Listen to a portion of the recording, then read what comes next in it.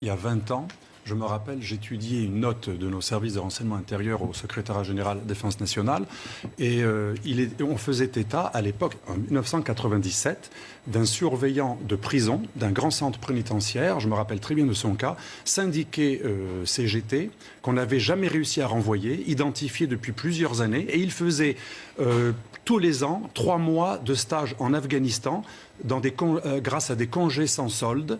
Il était repéré, encarté, on connaissait les mouvements islamistes avec lesquels il allait s'entraîner, certes pas au terrorisme, mais dans des mouvements extrêmement radicaux. On n'a jamais pu l'expulser et il était surveillant de prison. Ça date d'il y a 20 ans, 1997. Donc moi je suis absolument pas surpris. Je suis même surpris que ce rapport arrive maintenant, qu'on en parle maintenant.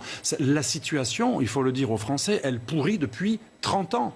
Ça fait 30 ans qu'on sait tout. Nos dirigeants, nos premiers ministres, nos ministres de l'Intérieur, nos présidents, ils savent tout. Ils ont des dizaines et dizaines de sources de renseignements qui arrivent chaque jour de plusieurs services.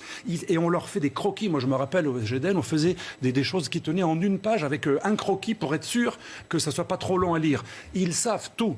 Mais nos pouvoirs publics ont démissionné et ont laissé prospérer des poches d'insécurité et ont laissé les islamistes, frères musulmans, salafistes, fréristes, infiltrer. Pour quelle raison? Pour des raisons électorales? Par je m'en foutisme et aussi par clientélisme, parce que les politiques les plus locaux dans certaines banlieues ont voulu faire une Pax Islamica. Il y a plusieurs niveaux de responsabilité. Il y a une part de je m'en foutisme, une part de complaisance pour certains militants et politiques d'extrême gauche, une part aussi de clientélisme, y compris à droite. Rappelons que les frères musulmans ont été choyés par Sarkozy et son conseiller Lefebvre. Donc la droite comme la gauche, tout le monde a mangé dans ce râtelier de la Pax Islamica. Et aujourd'hui, la France, elle est gangrénée, pas partout, il ne faut pas être alarmiste, mais dans de nombreux services, y compris les pompiers, les hôpitaux, les écoles, l'enseignement, l'armée. Les professions, les secteurs de souveraineté. L'armée est gangrénée également par une petite minorité, mais elle existe. D'abord, il n'est pas encore